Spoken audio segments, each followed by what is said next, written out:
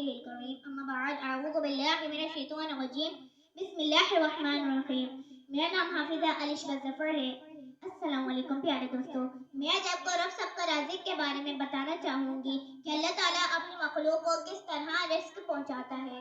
اللہ رب العالمین جو سب مخلوقات کو پیدا کرنے والا ہے ان کی ضروریات کے مطابق رزق بھی ہم پہنچاتا ہے. وہ قادر متعلق اپنے ان مخلوقات کی مدد کو بھی پہنچتا ہے جو خود اپنے لیے رزق نہیں بنا سکتی. اللہ ان کو رزق دیتا ہے اور تمہارا رازق بھی وہی ہے. وہ سب کچھ سنتا اور جانتا ہے. روح زمین پر جانوروں کی اقسام 10 لاکھ سے بھی زیادہ ہے. زندہ رہنے کے لیے یہ مخلوقات لاکھوں کروڑوں سالوں سے خوراک حاصل کرتی رہتی ہے. بعض اوقات تو ایک مخلوق دوسری کو کھا کر زندہ رہتی ہے. سوال یہ پیدا ہوتا ہے کہ جب مخلوقات ایک دوسرے کو کھا پی کر ہضم کر لیتی ہے تو زمین پر اس قدر بڑی تعداد میں جانور کس طرح زندہ اور موجود ہیں. ان میں سے سب سے زیادہ طاقتور اور زیادہ اہل مخلوق دوسری تمام مخلوقات کو مار کر ختم کیوں نہیں کر دیتی؟ مگر کوئی بھی مخلوق چاہے وہ کتنی ہی کمزور کیوں نہ ہو وہ اپنی نسل کو جاری رکھے ہوئے ہیں اور بالکل غائب نہیں ہو جاتی. چند مخصوص اور غیر معمولی حیاتیاتی حالات کا نتیجہ ہے جن کا خوراک کی اس چین سے کوئی تعلق نہیں. اس سلسلے میں دیمک کی مثال بہت اہم ہے جو چونٹی سے بھی چھوٹی اور اندھی ہوتی ہے. دیمک دوسرے حضرات الارض کی طرح انڈے دے کر اپنی نسل کو بڑھاتی ہے. ایک دیمک عام طور پر 1000 سے 2000 تک کے انڈے دیتی ہے. ان میں سے نصف تعداد ہی حیات کی کشمکش میں داخل ہوتی ہے. دلچسپ بات یہ ہے کہ دیمک کی ایک خاص قسم ایک وقت میں 20 لاکھ میں انڈے دیتی ہے. تحقیقات سے ثابت ہوا ہے کہ یہ انڈے بہت سے دیگر حشرات کے لیے بے حد لذیذ اور مرغوب غذا ہوتے ہیں اور ہر حشرہ کوشش کرتا ہے کہ وہ ان کو اپنی غذا بنا لے. یہی وجہ ہے کہ اللہ نے دیمک کو جو مخصوص اہلیت دی ہے وہ انڈوں کی تعداد کا بہت زیادہ ہوتا ہے. چنانچہ ان 20 لاکھ انڈوں میں سے 500-600 کی تعداد کسی نہ کسی طرح بچ جاتی ہے جس نے ان کی نسل چلتی رہتی ہے. نوح اور نسلوں کی جاری رہنے کا یہ عمل اس حقیقت کے باوجود ہے کہ اللہ نے ایک مخلوق کو دوسری کے لیے خوراک بنا رکھا ہے. سمندروں میں موجود چھوٹی مچھلیاں بڑی مچھلیوں کو کھا جاتی ہیں. بڑی مچھلیاں چھوٹی مچھلیوں کو کھا جاتی ہیں.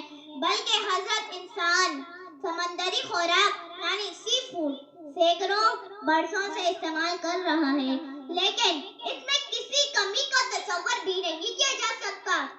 اللہ جل شانہ نے تمام مخلوقات پر اس قسم کی عدلی توازن کو مقرر کر رہا ہے کہ کوئی جاندار نسل بھی اس کی مقرر کردہ حد سے آگے نہیں بڑھ سکتی اور نہ ہی کم ہو سکتی ہے.